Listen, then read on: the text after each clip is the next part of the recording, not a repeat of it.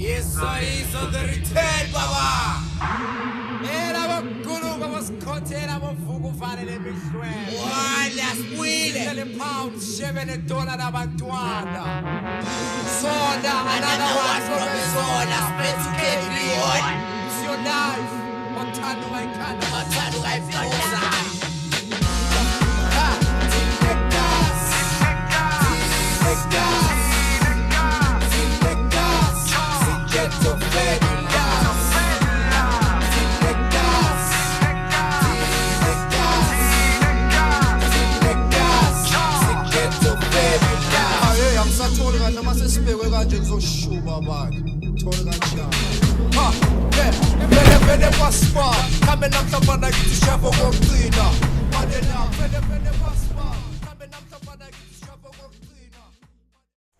I've never had the experience of ukulela elokishini. My mom had friends in all different spheres of life, but in terms of how I grew up, it was very much a white-centered world. The schools we went to, the kind of churches we were exposed to, the people in the neighborhood, mixed, but there is sort of like an atmosphere of white aspiration, you know, that's floating around. So that must have been part of the blockage or the obstacle, the fact that depending on the time we were in, there were certain ways we had to be black or certain ways that we had to be palatable in black in order to move socially and to be able to enter different spaces. I found the CD I was looking for, ETKZ Halloween. This is the album that changed my life. I think I was about like 7 or 8 and my brother had this, cassette actually, and every weekend it played on loop. I remember we went on a family trip to Durban and this was in the car. This is what introduced me, I think, to Kwaito. Mamele gene? All right. Kwaito has been significant in helping Adabamnyama Balana Mzansi talk to their stories and talk to their lives and then express that and even make it commercial, because let's face it, money makes the world go round. Oh. The journey I'm about to go on. A bit of a self-discovery or a rediscovery of certain parts of my life that don't have enough exposure to things like Kwaito music or Spanzula as dance or Kwaito fashion. Hopefully we're going to meet people who can sort of fill in the blanks and allow us to create the thread that sort of like a timeline of how things have evolved and influence each other. And yeah, out of that, I see a lot of pride, you know, coming out of that, and a lot of acknowledgement that speaks back to who I am.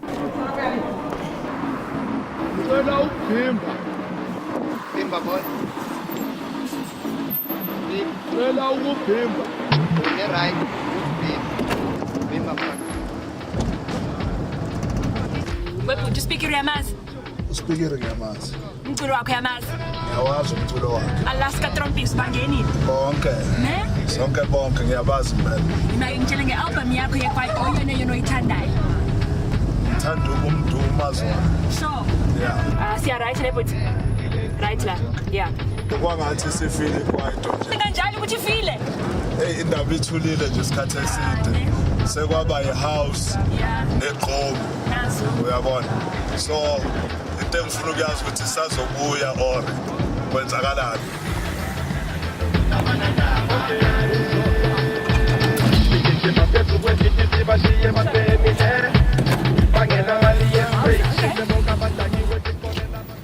Hey Tabafethu. Ninjani?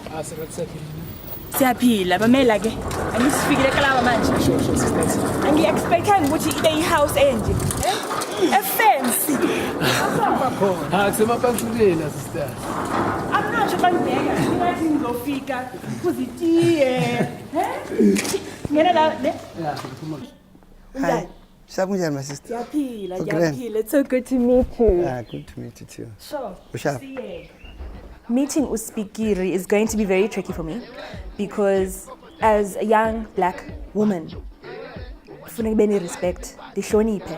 So I don't know how I feel about getting too comfortable around him too quickly.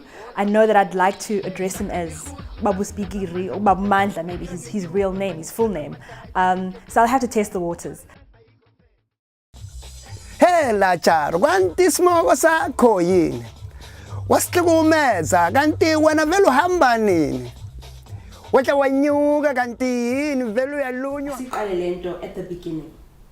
Asikubuza ba yini Kwaito, how do you define it?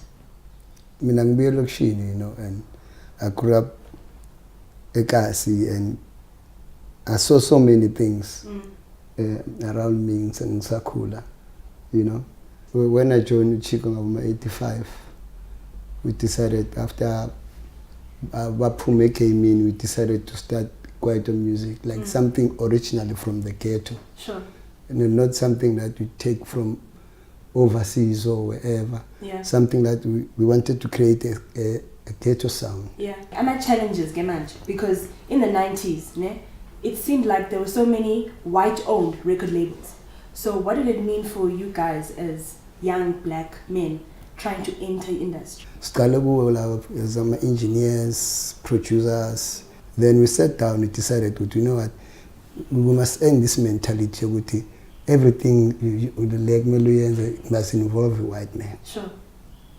Let's do our own 100% black. Yeah. Let's form our own 100% black company. Sure. And then Babu Mandla manje. And soon Baba. Okay, Mandla. Let's find your Baba. I've got kids. Okay. Teasing you. Mandla. Yeah. People that are coming up behind you, people that come to these studios, can you tell us about them? Because Abantu want to call them in new age Kwaito. So, but I was in new age Kwaito. I love it because they take me to another level.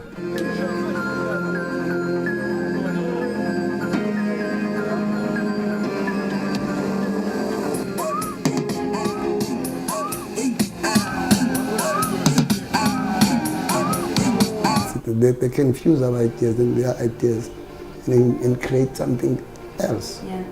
But still Kwaito. I would think they have to follow us exactly. Yeah. They must use their ideas as well. They must use their talent. Idal Yagiti Yeah. is something that you infuse the music yako. Have you ever worried about the international audience, also as we reach out, just because you don't conform to English? Everyone around the world, they are couple, especially among Americans. Yes. So Tina, as Africans, we needed to represent our continent. Sure. Yeah. And so they're very excited. That's why I'm also Yebo. Mandla ngifuna uyomamela favorite track yami yakho. Correct. Current. Let us get in the studio. That's right. Sure.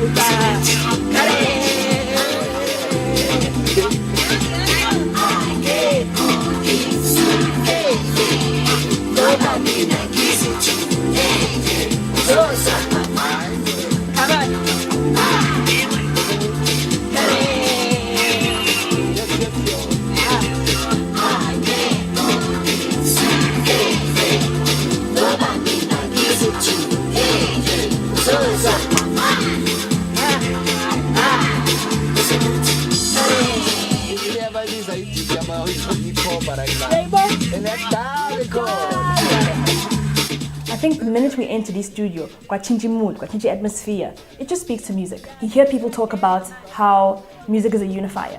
It brings people together. And that's exactly what it did in that studio, right? The nerves I felt speaking to Babu Mandla, who then tells me that no, his name is Spikiri, that sort of like nervous tension and trying to tiptoe around him, that was dispelled the minute we went into the studio, because we could both tap into his own music, but to a moment, the essence of what it means to be ghetto fabulous, to be black and proud, and not willing to conform, right? That stuff is still alive and well.